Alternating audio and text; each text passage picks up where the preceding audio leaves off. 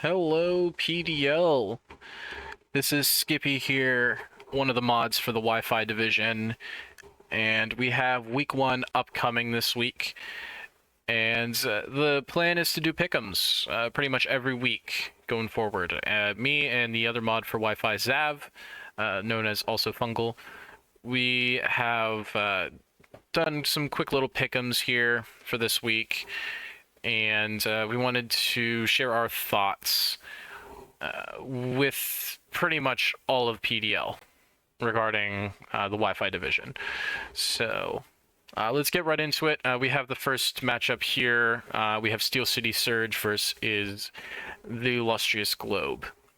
This is my matchup here. My team is on the left with the Dragapult, King Gambit, and Augerpawn Hearthflame. And Abstract is my opponent, and we have, that's the Sneasler Walking Wakelander T team. So, real quick, I'm not going to throw out a pick'em for my matchup personally, just because I'm biased. I feel like I'm going to win, but that's just me. Obviously, Zav feels a little different. Zav has Steel City Surge picking up the W this week. Reasoning, he thinks that Steel City Surge is the better team, but Illustrious Globe could pull out a win if the prep is stellar. This matchup is very interesting in the fact that Steel City Surge, we have two very low tier Terramons that are very niche, so they're not expected to show up each and every week and are not overly expected to show up this week. In regards to the other side with Illustrious Globe, the Terra Captains being Scovillain and Typhlosion Hisui both abuse the sun so much in different ways too. Both of them being the Terra Captains as well kind of over-accentuate the use of sun in this matchup. Torkoal is probably going to be a must-bring for TLG. Meanwhile, on the other side, you kind of have to think some of the more bulky Watermons are probably going to show up, like Tentacruel and Suicune. Hearthflame might make an appearance to try to make use of that sun as well. Yeah, so this is a very interesting matchup. Unfortunately, Zap could not join us to give more thoughts on the matchup. I'm not gonna throw my hat into the ring for my decision here. I'm going to stay neutral, and we're gonna go with Zav's pick of Steel City Surge. So, to move on, we have our next matchup, which oddly enough is Zav's matchup. We have, let me just pull up the roster names real quick. We have the Texas Tepigs against the Brooklyn Paradox. This is another interesting matchup here. I don't have the Terra Captains listed here just because I was prepping for that match earlier, but this matchup is a very interesting one as well, strictly because it's another weather matchup in a sense where Brooklyn Paradox, Coach New, has a rain team set up. I personally am not a fan of weather teams. I think they're very one-dimensional in a sense, and this team kind of embodies that. It's very one-dimensional, siding on the rain. There are mons that don't necessarily abuse rain but are just straight up powerful, those being like Ursaluna and Iron Moth. Those two mons don't really abuse the rain, but they could take advantage of it in some way, shape, or form, I'm sure. And Zav's team having some mons that kind of enjoy the rain, being Palafin, Tornadus T, Raging Bolt likes the rain. It's a very interesting matchup. Zav is a little bit biased for his matchup, obviously. Obviously, he thinks he's going to win. Reasoning for his matchup, he has an ego, is what he said to me. His ego won't allow him to think that he won't win. He did mention that his opponent is very based on rain, and I feel like this could line up well with his reasoning for Abstract's matchup against me. If the prep is stellar, and by stellar I mean absolutely stellar, then Brooklyn Paradox has a very solid chance of winning this matchup. Personally, in my eyes, I I really think Zav has a slighter edge here, just looking at it. Even with the rain coming and the rain abuse on the one side, Palafin is a monster of a mon. Torn T and Rain is amazing, and Raging Bolt will take advantage of it in some way, shape, or form, I'm sure. I just really think the slightly better roster here is Zav's. There are some very heavy hitters on Brooklyn Paradox's side, but I don't think that'll do enough justice for a win. If it's going to be a win, it's going to be like a 1-0 win or a 2-0 win. It's not going to be a blowout. If it does get to a blowout, then the prep was stellar, and kudos to Nu for putting that together. I'm putting my pick on Zav Texas Tepigs for this week, just for that reason, just because I feel like he has some mons that can take advantage of the rain, and then some mons that don't need the rain at all, or he can set up in some way, shape, or form something else to help limit the rain. So that's my thoughts on it. We're going to move on. Up next, we have Orlando Muse against, let me find the team name, Sydney Slow Kings. We got Kiroto and Frobetk. I may have butchered the name, but Frobe. We're going to go with Frobe. This matchup is... I'm gonna start with Zav's interpretation and decision. Zav is picking Orlando Muse to go for this matchup, for this win. He's picking Orlando Muse. I can see why Orlando Muse have a very sound team. Not at the surface, but when you delve deeper into the team's makeup and everything, it's a very sound team. And it's a very underrated team. It's very much the underdogs in the matchup. Because you look on the other side, you have Iron Valiant, Latias. You got one of the best defoggers in the metagame in terms of Mandibuzz. You have Toad Squirrel, who's very, very useful in many different ways. Klefki is a nuisance. Empoleon, it got competitive this generation as opposed to Defiance, so it will take advantage of those stat drops that a lot of mons will end up throwing out there. For instance, like Intimidate from Arcanine, Defog from Conkeldurr, stuff like that. And then Gengar is a threat in every sense of the word. It can be a very annoying threat. Not really... It's just very annoying to deal with. Iron Thorns is a Terra Captain as well, so just keep that in mind. The reasoning that Zav has Orlando Muse, he's just a very big believer in Kiroto. That's the only reason he gave me. Again, I like the roster. I like both rosters very much.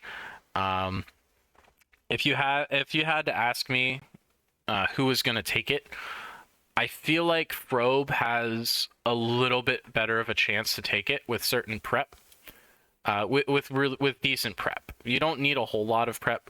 Jolteon, you know what it's going to do. Scizor, you can kind of guess what it's going to do. The wild cards for Kiroto's team, I would think, are Garchomp, since you don't really know what it's going to bring every single week. Arcanine is kind of in a niche area. You could try to play around with it, but it wants to do one thing and one thing only, and that's break literally everything on the other side with a Choice Scarf set or a Choice Band set if it outspeeds.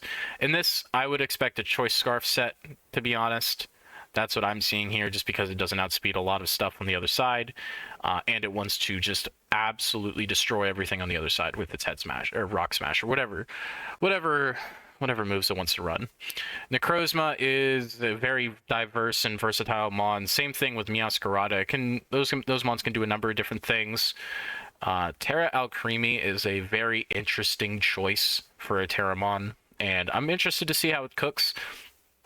But I honestly don't think there is enough there for Kiroto to pull out a victory. It's going to be a close game, I think. I don't expect to see a 3 or greater nothing deficit for either winner. But I think Frobe's going to pull it out this week. I think Sydney Slow Kings is going to get the dub. I think there's enough there that it's going to take a lot of prep out of Kiroto to make something happen. And I think Frobe will end up taking it. So that's my reasoning for it. I like Frobe in the matchup against Orlando Muse and Kiroto. But we're going to move on. We got our next matchup here. We have the Sunny Shore Magnazones and Plasma Fists. Not the Plasma Fist, Plasma Fists. So, this is an interesting one for sure. We got two very intriguing teams, and before I go into my analysis of the matchup and just my pick in general, we're going to go with the decision from Zav. Zav is going to lean with Plasma Fist in this matchup, and the reasoning was it can go either way. And the reasoning for picking Plasma Fist is Zav knows how Arch plays and is not necessarily aware of how Charge Bolt plays. Charge Bolt being the Magnazones coach and Arch being the Plasma Fist coach. This is pretty self-explanatory. Arch has been around, I believe, for the past 2 seasons, and Charge Bolt, I believe this is their first season in the league, so kind of a fresh face amongst the veterans in a sense. We haven't gotten to experience him too much. We have gotten to experience Arch's sets. Arch has some very interesting decisions that have worked and that have also flopped. So it's a very much a coin toss in terms of what actually works and what doesn't work. It really depends on the prep from the other side, from his opponent, to see if it ends up working out or if it ends up flopping. I've seen it flop firsthand. I've seen it, I've heard it work secondhand. I haven't actually seen it work to my knowledge, but I mean, anything can happen. This is a luck-based game in a sense, as well as strategy. In terms of the matchup itself, I don't really like the fact that the stupid horse in Spectrier can kind of just set up almost on its own without much assistance. Yes, AV Annihilate could do some damage, but with enough chip from hazards, which I gotta say, Charge Bolt has a lot of hazard potential. Between Corviknight, the best defogger in the game, you got Cinderace, who can change court. You got Ting Lu, who's one of the best hazard setters I've ever seen. It's bulky, it can hit hard without any investment, and it can throw spikes and stealth rocks up all the time. It's gonna be hard to try to keep hazards off your side of the field, for Arch at least, because with change court on Cinderace, if it runs boots, which it probably wants to because that's usually what it ends up running, the Ceaseless Edge in Stone Axe from Samurott Hisui and Cleavor respectively will get thrown back on Arch's side of the field, and there isn't really a whole lot of options outside of like Cleavor, Oricorio, and Alolan Sandslash to get rid of those hazards. So it's going to be a game of hazards in this matchup. It's going to be who can get their hazards up the quickest and who can prevent their side from keeping hazards on the field. It's going to be very much a hazard matchup, in my opinion. It's going to be a long, drawn-out battle. Probably going to go for 40 minutes at least, maybe 50. It's going to be a lot of predictions. There's not going to be a whole lot of like one-shot knockouts. It's going to be a lot of bulk maneuvers, in my opinion. And I really like Charge Bolt in this matchup, just because of the stupid horse not really having any resistance in front of it. Like, Arch is going to have to prep for that. And I'm pretty sure he knows it, and he's going to have to find something, because even though the Terra Captains he has in place, Electrode Hisui and Alolan Executor, they're good Terra Captains, but the only one that has any sort of Ghost Resist is Alolan Executor, and I don't think it wants to come in this matchup. I really don't.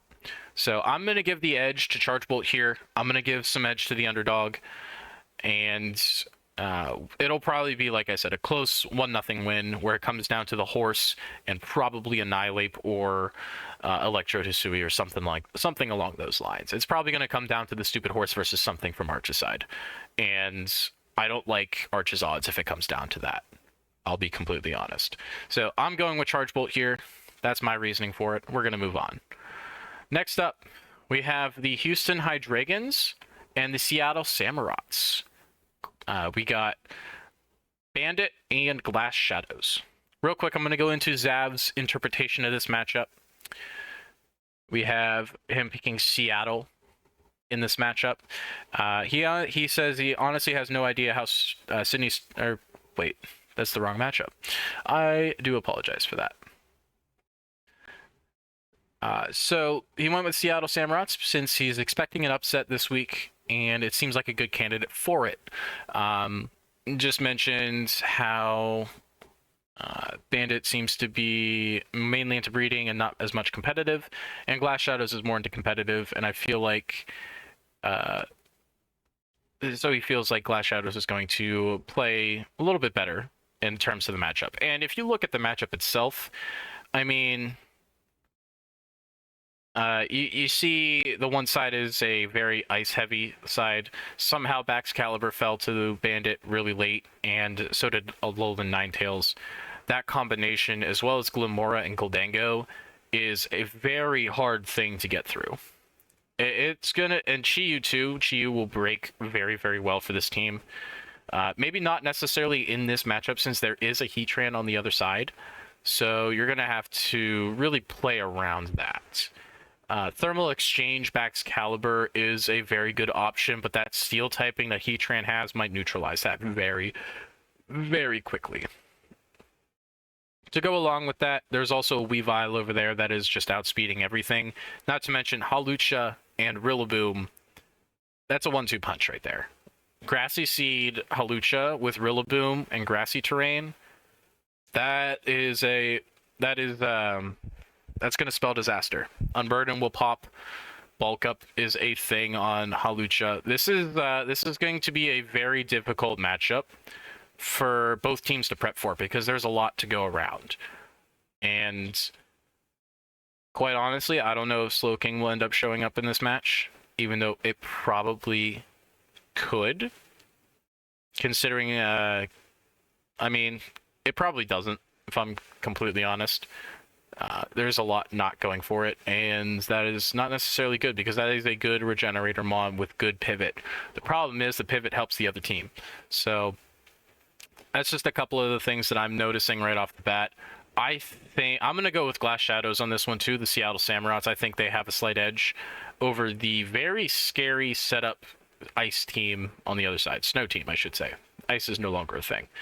So I'm leaning with the Seattle Samurats just based off of pure raw power in terms of synergy as well. Because, like I said, you can't get much better than Rillaboom Hawlucha.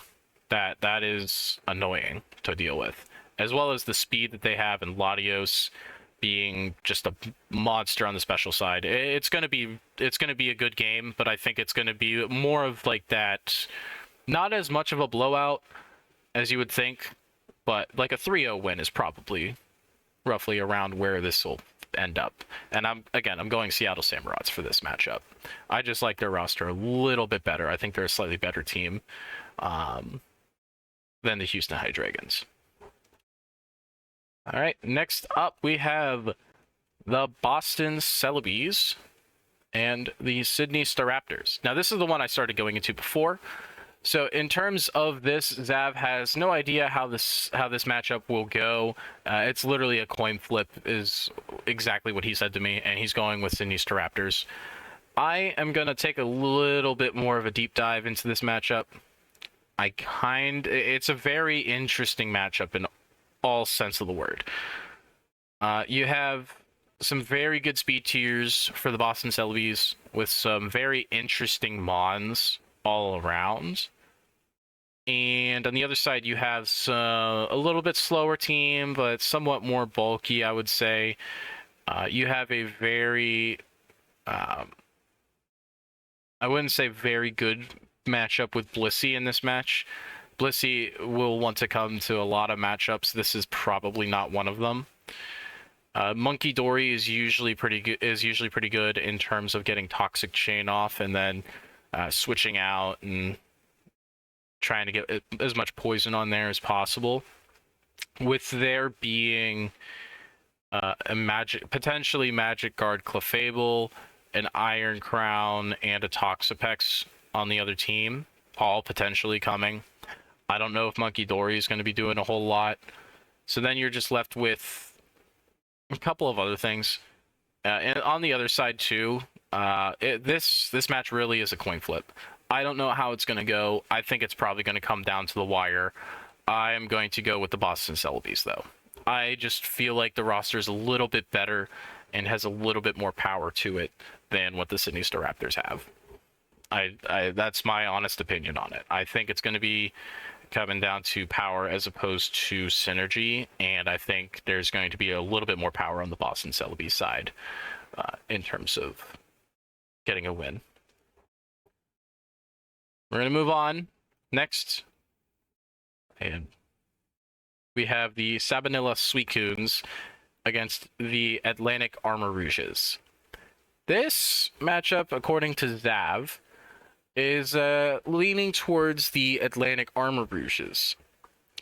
And the reasoning is they have the better team slightly, but it could go either way. A lot of these matchups will probably end up going either way. There's not a lot of lopsided victories, in my opinion, and I think Zav agrees with me there. This is a very interesting one, though, because both teams kind of hit all the speed tiers very well. There's a lot of very good typings and very good powerful mons on either side. I really like the Sabanilla Suicunes here just a little bit. I really like I am a big fan of Thundi T. I really love that mon. Deoxys Defense is a great hazard setter and screen setter. It could do a lot. It's got a 90 base speed and is very, very bulky. Bundle is a menace if you can't stop it, and pretty much the only resist to either of its moves is probably going to be like Gouging Fire, and maybe Raikou. So it doesn't even really need to run specs.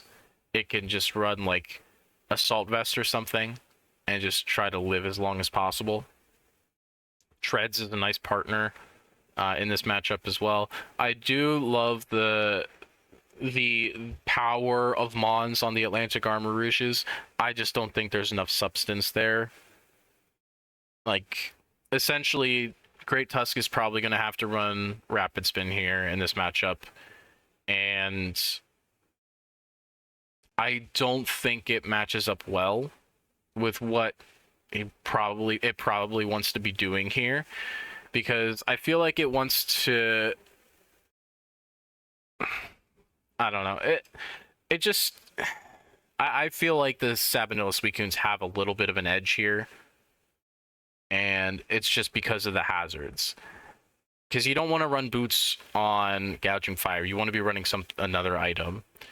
And the amount of hazards that get up on that side of the field, like, yeah, you have Espeon for Magic Bounce, but at the same time, there's also a Treads right there that can deal with Pecharunt very easily, as Pecharunt is the only Rapid Spin blocker on this team. I mean, you could go with the Duraludon, but this thing will probably just Earthquake or Body Press or something. Or it doesn't get Body Press, but it'll probably Earthquake, and it'll do a good amount of damage to Duraludon, even with the +1 EVO Light boost. So I'm leaning Sabanilla Suicunes here. I just think hazards are going to play a bigger role than you expect, especially when it's Deoxys Defense going up against Great Tusk in terms of a 1v1 with hazards on the line. Rapid Spin, even Knockoff, I don't think would do that much. If it runs Colberberry, which it could also run Leftovers, it could run Light Clay if it's running screens, but I think hazards are going to win this game, and I'm leaning more towards Sabanilla Suicunes for that reason. So, that's my thoughts on it. I think it's going to be Sabanilla Suicunes. We're going to move on to our last matchup. We have the Melbourne Mewtwo's and the Philadelphia Pampies. This one is very interesting. There's Ogerpon v Ogerpon. There is a lot of speed on the Melbourne side, and there is a lot of bulk on the Philadelphia Phampy side. I personally am always going to try to go with the bulk side, strictly because I'm a balanced player. I think of myself as a balanced player. I prefer being able to switch between things and try to chip things down as much as possible. I really prefer something that can take a hit and then hit back extremely hard. That is my personal play style. I like that. I like that option. And I think like Belly Bolt embodies that very well. Iron Boulder, even though its typing isn't the best for that, is still something that can do very well. Ursaluna Blood Moon does that extremely well. Augerpon Wellspring, it's immune to water. It will do that very well. Regidrago does that pretty well, even though it's not the best typing for it. On the other side of things, though, very interesting overall build, I would say. And I don't know. It's just, I feel like there's not gonna be a whole lot of guessing with this team and what it's gonna bring. A lot of the mons that I see here don't have multiple different niches other than like Jirachi and maybe Salamence. Outside of that, everything else kind of has its own specific niche that it just wants to do every single time. And I feel like it's repetitive and it's very well known. So I'm going to lean with the Philadelphia Fampies in this matchup just for that reason, because you have Iron Boulder, who can do a number of different things. Ursaluna Blood Moon can do a couple of different things. Wellspring can do a few different things, but it mainly wants to do one thing. Belly Bolt wants to do one thing. Screamtail can do a number of different things. You got a lot of mons that can do a couple of different things, so you don't know exactly what you're getting, and I think that's going to work out very well for the Philadelphia Fampies. So that's my point of view. Zav has the point of view of, let's see where, going with the Melbourne Mewtwo's. Mongrel had said before leaving that Jackatron, who replaced him and is the Melbourne Mewtwo's coach, is a really good player, and he thinks they're going to play very well. I think that could very well be the case. Their team is also very good. I just lean more towards the Philadelphia Fampies in this matchup, just because I don't see a whole lot of speciality coming from the Melbourne side. I think it might become into a game of predictions where it becomes like a 1-0 game, but I'm leaning towards the Philadelphia team in terms of that reasoning. So those are my pick'ems. Those are Zav's pick'ems. Those are the reasons why. I really am curious to see how this first week of the PDL season goes, and I wish everyone the best of luck when it comes to these matchups. So, good luck everyone, and we'll see you next week for week 2 pick'ems.